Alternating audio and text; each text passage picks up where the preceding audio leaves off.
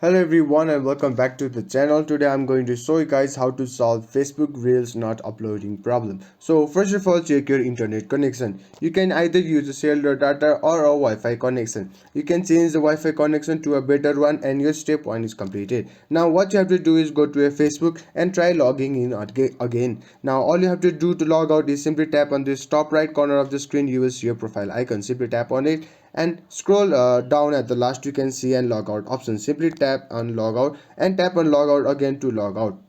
Now you will see something like this. Just wait for a while till it loads and then log in again to another account. Simply tap and log in to another account, and what you have to do is simply type your email address at the first one and the password at the second one, then tap on login and you will be logged in. If it still won't work, then what you have to do is simply go to your settings and clear the caches. Now go to settings at first and scroll down and you can see an option that is called apps.